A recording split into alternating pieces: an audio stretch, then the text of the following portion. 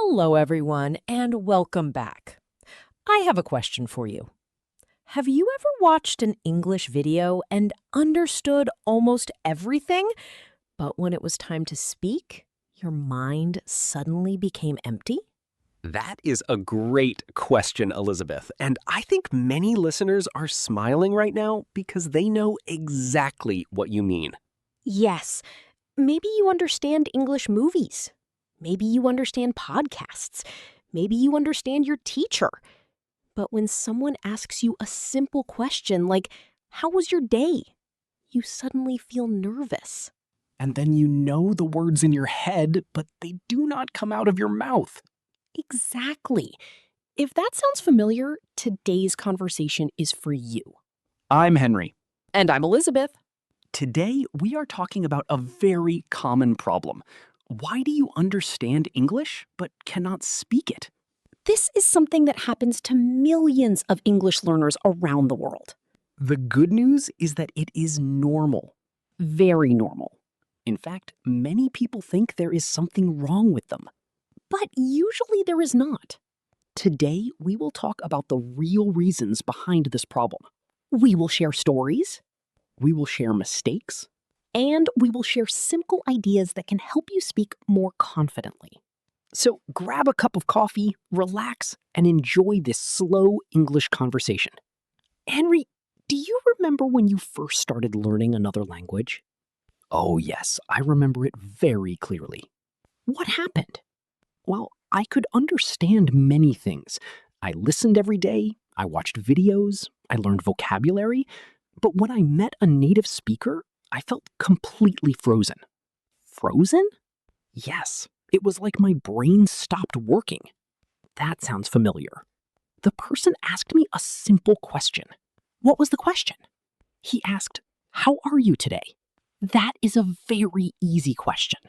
Exactly. I knew the answer, I knew the words, but I stood there silently for several seconds. What did you finally say? I said, "Yes." No! Yes. He asked, "How are you today?" and you answered yes? Unfortunately, yes. That is funny! At the time, it was embarrassing, I can imagine. But now I laugh about it. And that story teaches us something important. What is that? Understanding and speaking are two different skills. Exactly. Many learners think that if they understand English, they should automatically be able to speak it. But it does not work that way. It is similar to sports. How so? Imagine watching hundreds of football games. Okay. You understand the rules, you know the players, you know the strategies. But that does not mean you can play like a professional football player. Right. You must practice playing. The same thing happens with English. Listening is one skill. Speaking is another skill. And speaking needs practice. A lot of learners spend years listening. But only a few minutes speaking. Then they wonder why speaking feels difficult. That reminds me of a friend named Emily. Oh, tell us about Emily. Emily loved English podcasts. That's good. She listened every day while walking, cooking, and cleaning. Wow. After 2 years, she understood almost everything. Impressive. But one day, she joined an online conversation group. And? She could barely speak. Really? Yes, she became nervous. What happened next? She told me something interesting. What was it? She said, "I realized I had trained my ears, but I had not trained my mouth." That is a wonderful sentence. It is. Listeners, what do you think about that? Have you ever had a similar experience? Have you ever understood English but struggled to speak? Tell us in the comments. We would love to hear your story. Another reason people cannot speak is fear. Fear is very powerful. Sometimes learners are afraid of making mistakes. They want every sentence to be perfect. But perfection can become a problem. Absolutely. Imagine a child learning to walk. The child falls many times. Nobody says, "You failed." Everyone smiles and encourages the child. But when adults learn English, they expect perfection immediately. And that expectation creates pressure. Then they stop speaking. I once met a learner named Paul. What happened with Paul? Paul knew thousands of English words. Thousands? Yes, That's amazing. but he rarely spoke Why? because he was afraid of mistakes. I see. One day, he finally decided to speak more. How did it go? Not perfectly. Of course. He mixed up words. That happens. He forgot vocabulary. Normal. He made grammar mistakes. Also normal. But something surprising happened. What? People understood him. That is important. Very important.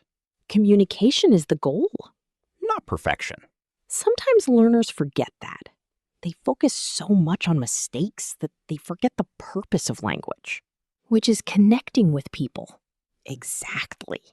You know, this reminds me of something funny. What happened? Years ago, I met an English learner at a cafe. Okay.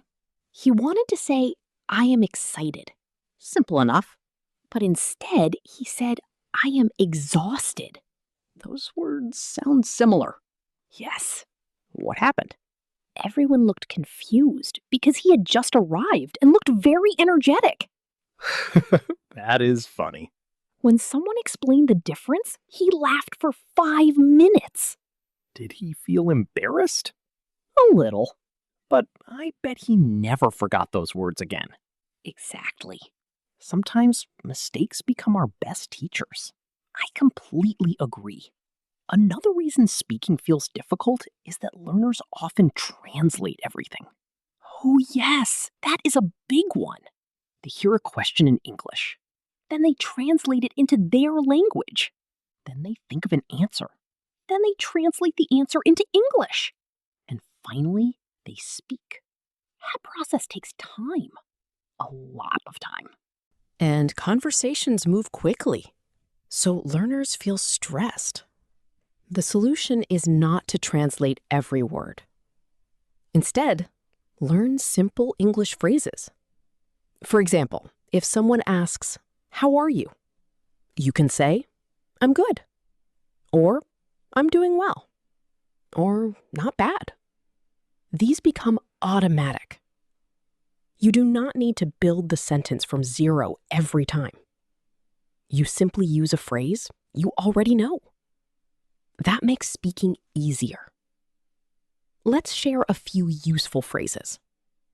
Great idea. One phrase is, "Give me a moment." I like that one. If you need time to think, you can say, "Give me a moment." Very natural. Another phrase is, "Let me think." Simple and useful. You do not need to panic when you forget a word. Just say, "Let me think." Native speakers do this too. All the time. Another good phrase is, "How do I say this?" Excellent. It helps when you are searching for a word. And it keeps the conversation moving. That reminds me of a learner who used this phrase beautifully. Tell us. She was speaking with friends in English. Okay. She forgot a word. Then what? Instead of becoming silent, she smiled and said, "How do I say this?" Nice. Her friends helped her. Problem solved. Exactly. Listeners, here is another question for you. We would love your answer. What is the hardest part of speaking English? Is it vocabulary? Grammar? Pronunciation? Confidence? Write your answer in the comments below. Now let's talk about confidence. Confidence is interesting. Why? Because many people think confidence comes first, but often it comes later. Exactly. Many learners say, "I will speak when I feel confident." But confidence usually comes after speaking, not before. Imagine learning to ride a bicycle. Nobody feels confident on day one. Confidence grows through action. The same is true with English. Speak first. Build confidence later. Even if your sentences are short. Even if you make mistakes. Every conversation helps. Every sentence helps. Every small success helps. I remember something surprising. What happened? A learner told me she practiced speaking to her dog. Her dog? Yes. That's wonderful. Every morning, she spoke English to her dog for 10 minutes. Did it help? A lot. Really? Because the dog never corrected her grammar. That is true. The dog never laughed. Also true? The dog simply listened. Sometimes that is exactly what we need. A safe place to practice. Speaking alone can be helpful. Very helpful. Describe your room. Describe your day. Describe your plans. The goal is to make English active, not just passive. Listening is wonderful. Reading is wonderful too. But speaking creates a different kind of learning.